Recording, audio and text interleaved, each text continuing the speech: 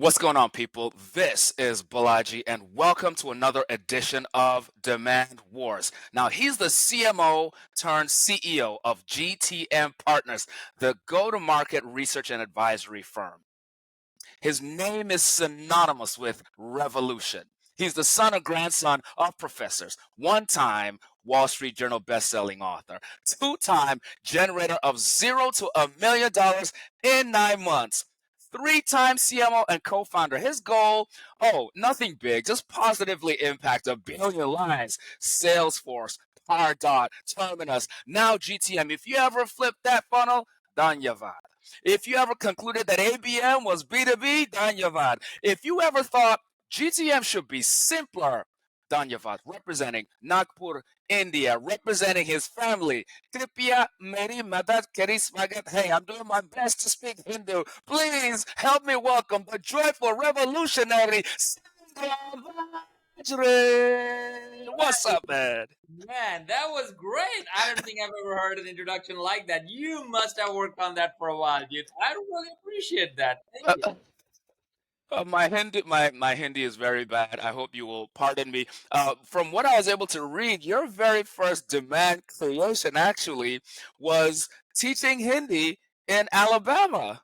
Yeah. Oh man, like so it was a crazy story. I had my brother and my parents shipped me up here to do my masters, and all I had was $350 Mm, in my pocket, and they mm. all you got to go find a job and figure out how you're gonna pay for the rest of it. So I was on the very first day. I didn't even go to the university hallways. I went to find jobs because I Mm. know that's the only way I could actually go into the hallways. Wow. And thankfully, in the first semester, I found a entrepreneurial loophole, if you will, in the whole process. Where if you find three people to learn a different language, and if you can teach it, you will get 50% assistantship. And Wow. that I'm like, all right, I'm gonna figure it out. So I found Indian kids who had American girlfriends and talked to them, and like, you guys got to know each other's language. It's a love language. And I found three people, and that pretty much in a 3 months time frame, I was able to have multiple classes. So That's it paid crazy. for my entire assistantship. That's really, really crazy. And we're going to tie this all, it's going to come full circle because, Sangram, you have such a history you're a marketing legend, and yet you stepped out of that zone of dominance into becoming a CEO. And you're tackling a problem that is hitting the industry, it's hitting multiple industries right now. We often like to say, Houston, we have a problem, but I think we've been giving Houston the wrong information. You've posited that it's not a marketing problem. Okay. And we have a bunch of marketers listening today who are saying, Sangam, thank you. But maybe we don't quite have the full picture. What is the full problem that we ought to be confronting? That's the biggest challenge that everybody's actually facing right now, in my opinion, and based on the research we're doing through go to market research, is this silo mentality that you can solve the world's problem. The reality is that if you're a marketer today, can you solve really a sales problem? Chances are no, you can't. You're not getting on a call and closing a deal. So you can probably do a few things, but not actually solve that problem together. A salesperson cannot just close deals if it doesn't have inbound and demand coming to that person. You might be able to do so far, but not all the way.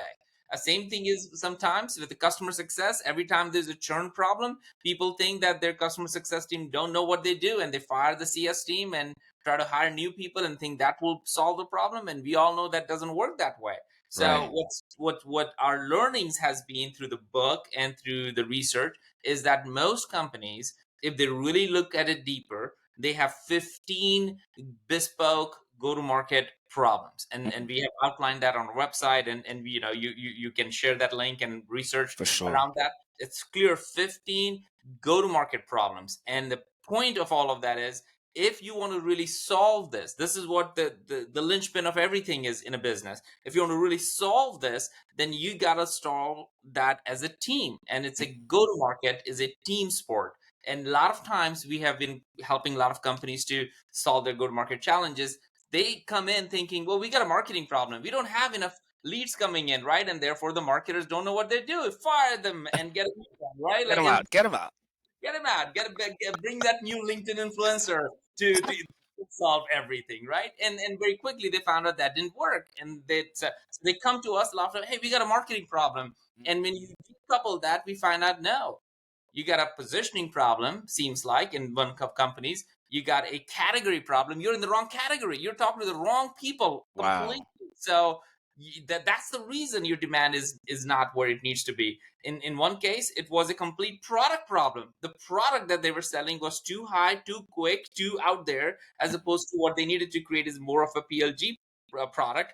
Take that entire big enterprise product and make it a lighter version of it, which was much easier than having a lighter version and making a bigger product. So a lot of time the solution is somewhere there in your business, but too often we just point that one thing that is so obvious to us and say, well, that's the problem. And that's something I think hopefully through our research and work we want to eliminate and in the marketplace. You know, Sangram, I remember one of my favorite Steve Jobs speeches is the Stanford commencement speech, Steve Jobs, RIP. And one of the most salient points that he made was that it's difficult looking forward for us in life. And you do a great job of tying business lessons to life lessons and vice versa. He said it's really difficult to look forward in our lives and connect the dots. But when we look backwards, if we're really focused, we can sort of start to connect. Oh, this is why this happened. This is how this step got me there. Um, and you have been a master of frameworks throughout your career. You've got several of them on your personal website on GTM Partners.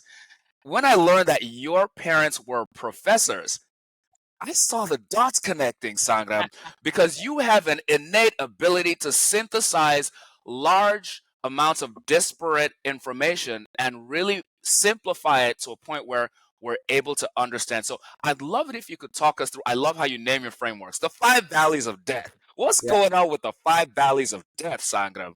Yeah.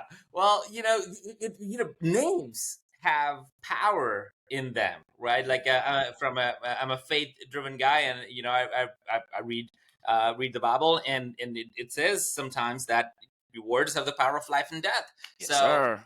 I'm a very big believer that we got to use words that either give life to it or at least make people aware that there is death in it, Mhm. and so you stay away from it. And the valley of death is what's real. People don't want to talk about it, so let's talk about it. Like that's what my whole thesis is. Okay, if you don't want to talk about it, let's talk about what you don't want to talk about, and then we'll get there.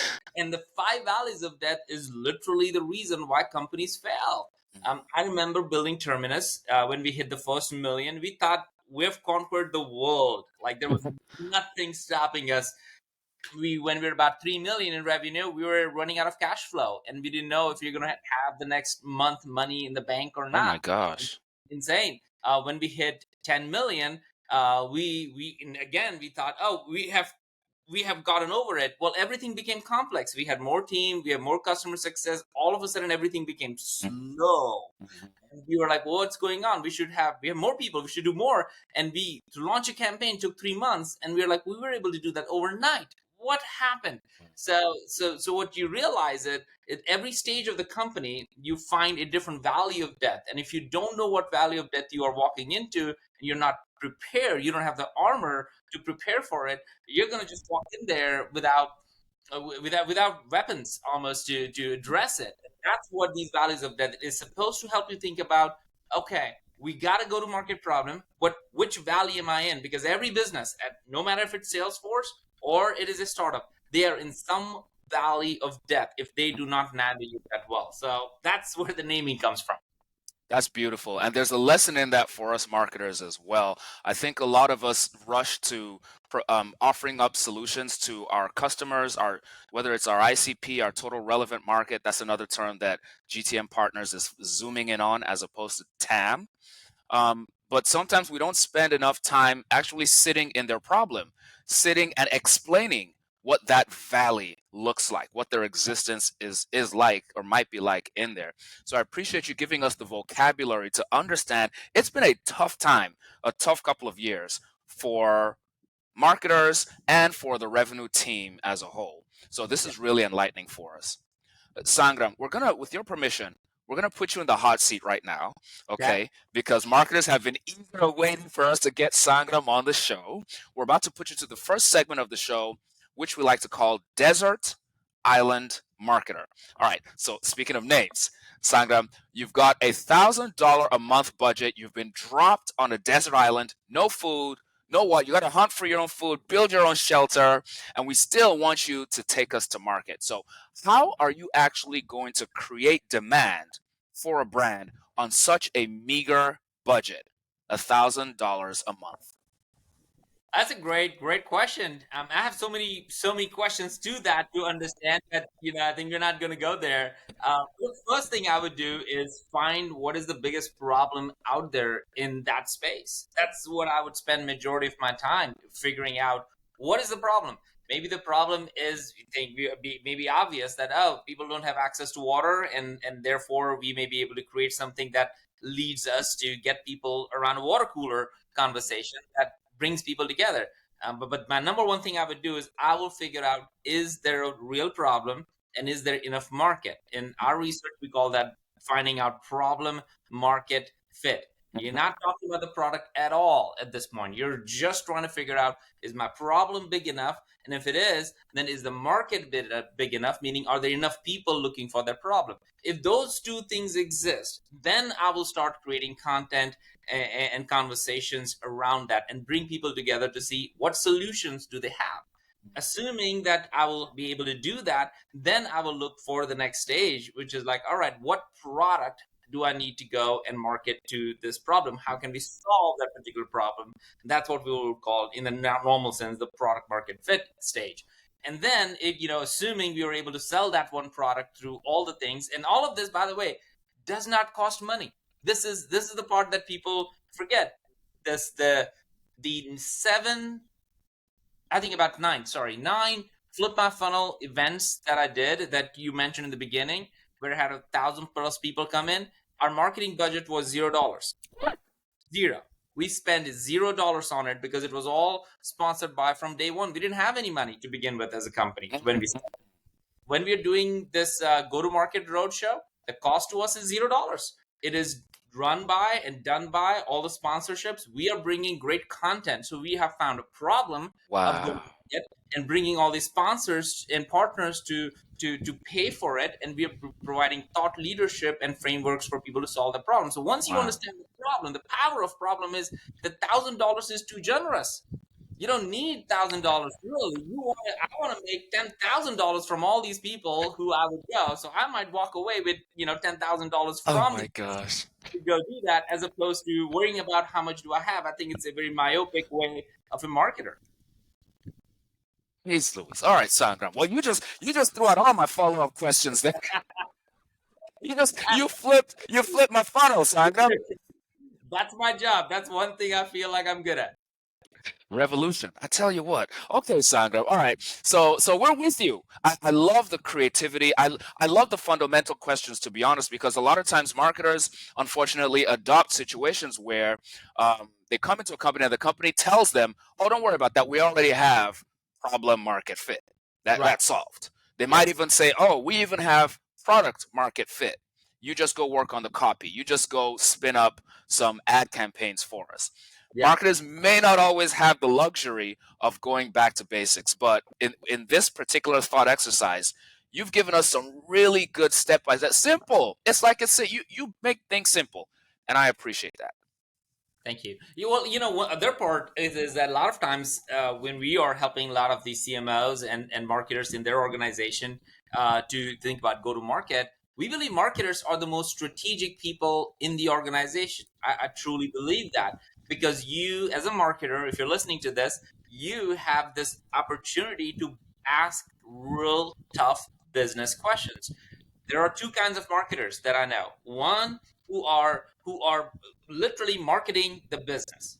That's all they do. They know the tactics to do, they know the CRM to use, they know the marketing automation, they know the ads, as you mentioned. So they're marketing the business. And then there's other kind of marketer that I will highly recommend you to become, is that you understand the business of marketing. Very different. When you understand the business of marketing, you understand the economics of marketing. You Uh-huh. understand that, well, when I do this, if I put my efforts here, not because I need to, somebody told me something to, I'm going to ask questions and I'm going to figure out, well, how does that help drive outcomes, and what outcome are we looking for, and how does that translate into revenue? If you don't know that, then that's what happens a lot of times when people say, well, I didn't see when the layoffs came. I didn't know when my boss didn't think I thought I was working really hard. The reason all that stuff happens is because you're not doing the business of marketing. It's a hard truth. You're working hard, but you're working on the marketing tactics, which is fine to a certain extent, but you got to learn if you want to get to the next level in your organization or do just a better job at your business that you're supporting. You got to learn the business of marketing, and that's a higher calling and a higher order. Yeah, yeah. I've got to plug the Peak community. Sangram started a marketing community maybe, I don't know, 18 months ago or thereabouts. And it started really small. He reached out to maybe 10 people or 100 people, and it's grown quite a bit. It's not a massive community, but this community focuses on marketers getting 1% better every day. And a lot of the stuff that Sangram is talking about in terms of understanding the business, it's pretty much like going through business school all over again. Sangram and other GTM leaders, marketing leaders are teaching you the step by step. So if you feel you've been stuck in that tactical phase, I encourage you to join Peak Community. Oh, Bioji, thanks for sharing that. And as you know, like if people go to peak.community today, they can't even sign up because there is no sign up button over there. You have to go find another peaker who would invite you and ask for an invitation. So we made it very hard, and you might just use that as an example from a marketing world. You might think that's crazy. Like, why wouldn't you put a sign up button right there? Right. Sign up button. Our attendance grew, our registration grew, our invitations grew, and now we don't have to have monitors like you have in the community. We do not monitor what's going on. We are not trying to have police to tell, hey, don't do that. You good people know good people, and good people invite good people. And as a result of that, it has become an international community. And as you said, we've never been in the build a massive business community. Like, let's build the most engaged community Engaged. in Right. the marketplace. So that has been our Right. our focus. But that's those are all the things we all have to learn to flip the funnel of whatever you're doing. And I think that's what we're called to do as a marketer. Mm. I can just see Sangram walking through, flipping tables over. Well,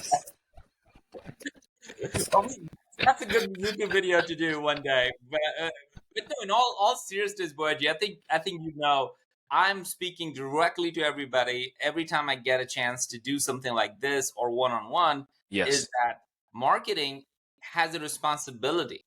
You and everybody out there in marketing right now have to own that responsibility. You are not there running a campaign. You're not doing a podcast. You're not doing a, yeah, I think those are tactics. You got to learn the business of marketing. And when you do, you become indispensable in a way that not just for that business, but for yourself. Mm-hmm.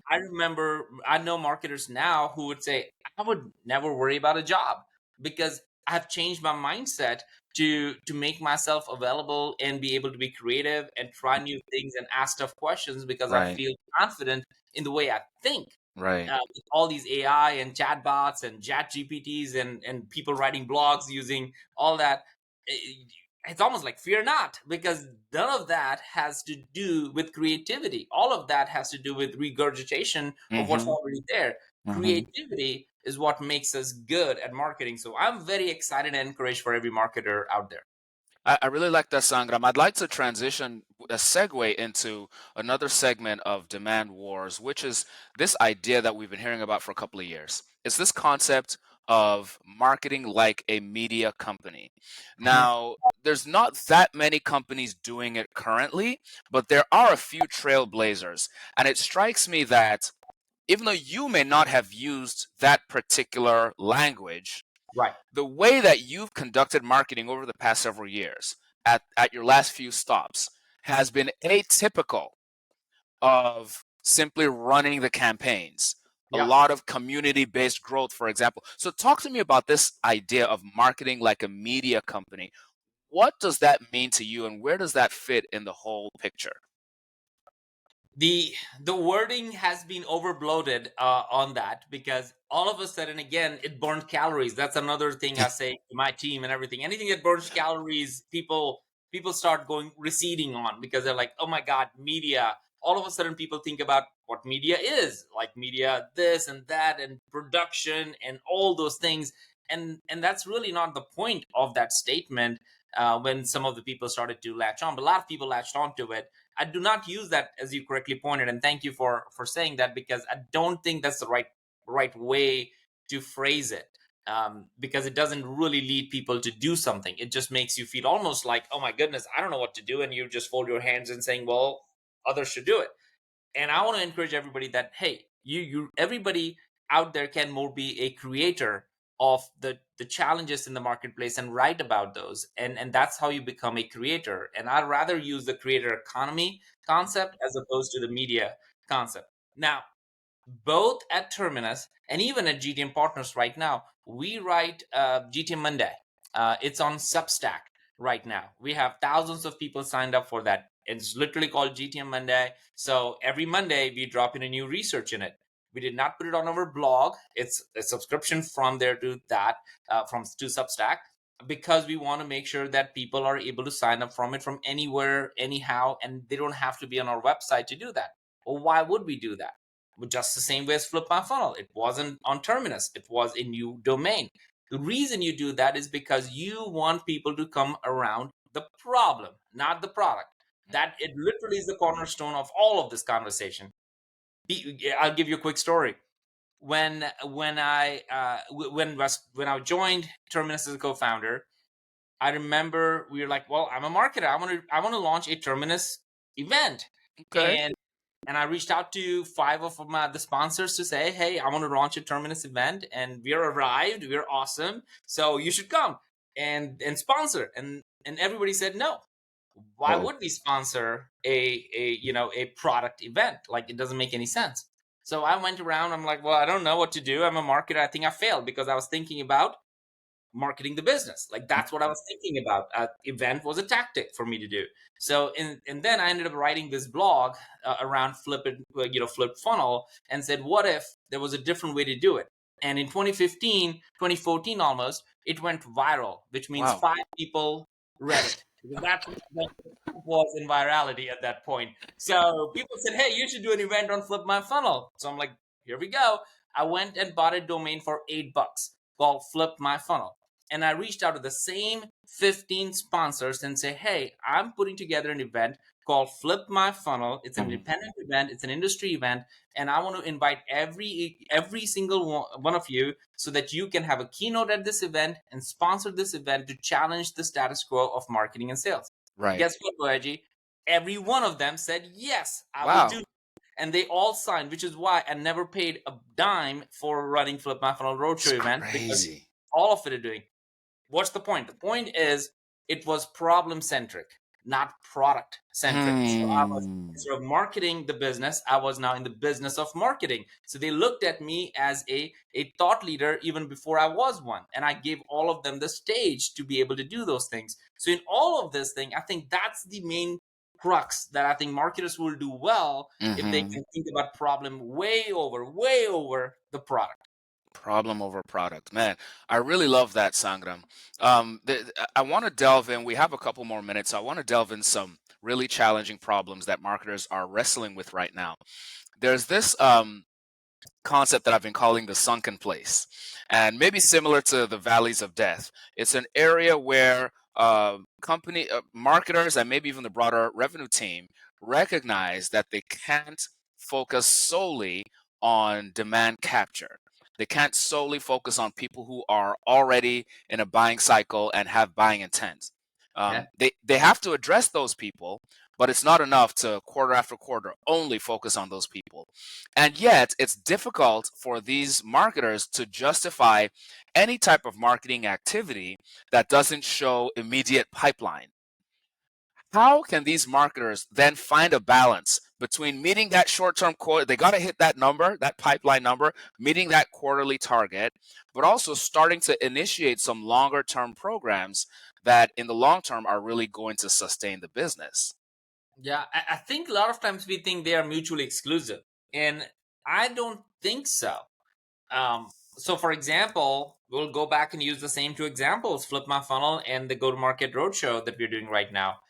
It didn't cost either one of those events to do. That was in the up market. This is in the down market. It's the same result.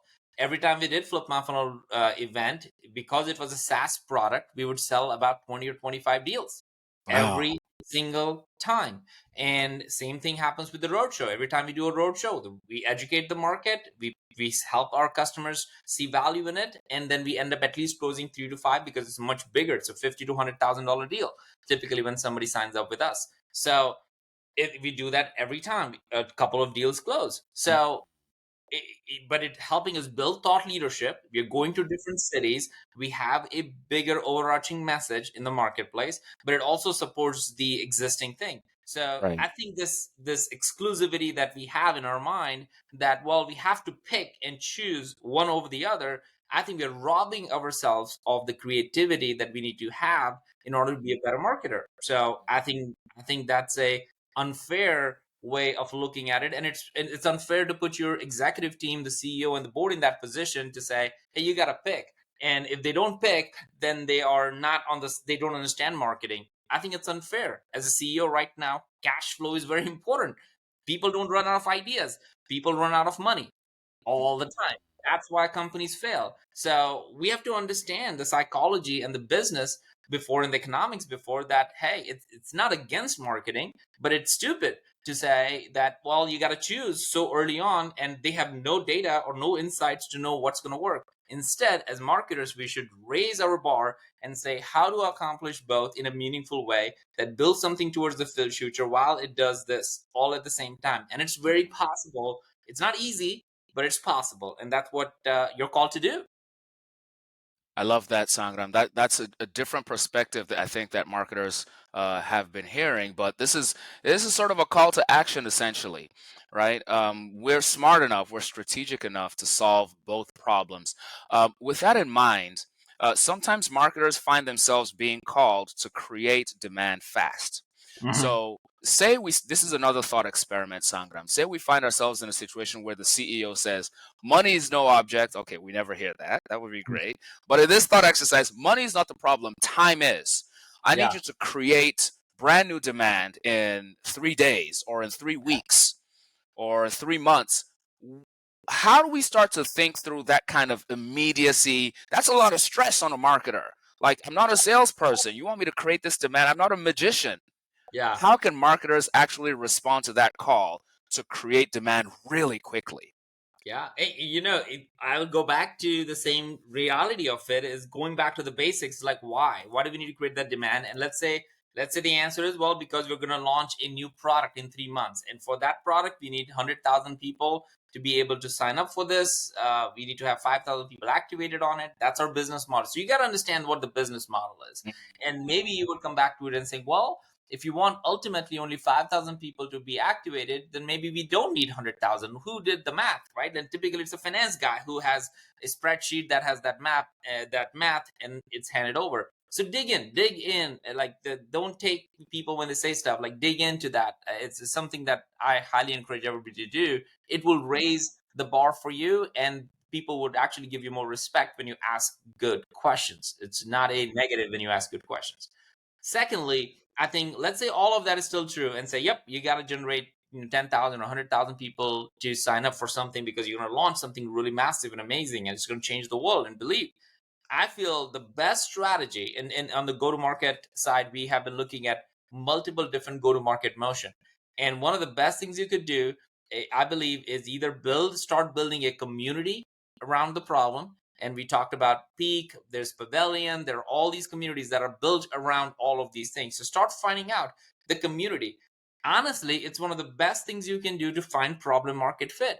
If there are enough people who want to solve a problem, then you Mm. have an opportunity to build a product. So if Wow. that is something that your CEO is saying, that's a good thing. You are choosing to that the CEO is choosing to have a problem, and is seeing that maybe there's a product we can sell. So it's a good thing to work on. The other part you could do is do a lot of partnerships. 2023, I believe, is the year of partnership. People, we just signed a partnership with Pavilion as a exclusive new research that we're going to drop in there. We signed a partnership with G2 to be able to take all the raw data and be able to show what are the new emerging categories on a regular basis. We signed a deal with Bombora to figure out how do we get that data and look at intent in a much better way. So we're doing partnerships all over the board for different complementary things to create value for our existing and new customer base. So all of that is driving thousands of people to read Substack or GTM Monday. That's going to create that demand. Amazing. Amazing. This is great. This is great. This is strategic. It's tactical. It's inspirational. Folks, we're listening to Sangram Vajre, the Sangram Vajre. He's probably still willing to give Hindi language lessons if you ask real nicely. Maybe his kids at this point will take over Maybe. that side hustle. I Yeah. don't know. All right, we're going to let Sangram get out of here. He's got a really full schedule. Sangram, the final question. This is a fun one. We call this reality roulette. So we're asking you to remix a reality show. Yeah. So whether it's going way back to Real World or American Idol, could you give us one reality show, and if we wanted to remix that for B2B marketers and make it a B2B marketing or even a GTM show, Yeah. what show would you want to remix, and how would you remix it? Oh my gosh, I'll go back to Seinfeld all day long. I'll go back to that because I think Jerry Seinfeld and his whole cast, like you can literally make Jerry the marketer, and the other guys, Ellen like the saleswoman, and then you can get George and make him the customer success guy, and you can Newman, and all of these people is like your business. And Oh my I'll gosh. start a business and say, everybody has all these problems. They come to Jerry all the time. Jerry typically has no good answer for it. But just go back and try to. I think Seinfeld could be remixed for go to market all day long. This is brilliant. Was Seinfeld the show? I think when you moved to the US, you watched TV shows. Was Seinfeld one of those shows? Yeah, the Seinfeld, Everybody Loves Raymond, and what was the third one? Um, Everybody Loves Raymond, Seinfeld. There was one more, and I literally bench watched like in my, the people they gave me that for 2 days. You Wow. watch this, and you will know everything about America. Oh my gosh. Oh I my don't know if gosh. it's good or bad, but I think that was my introduction to it. On that note, folks, this has been a treat. We've been talking to CMO turned CEO of GTM Partners. GTM Partners is the go-to-market research and advisory firm of choice. His name and his companies are all synonymous with revolution. You've heard it here first. Frameworks, strategy, tactics, we got it all. Sangram, Dhanyavad. Thank you so much. Dhanyavad. And Balaji, so good. Man, this is exciting. And everybody listening to this, take a stand, do something, and stand for something. That is much better marketing than just being one of the many others. I love it, folks. See you on the next edition of Demand Wars. Bye for now.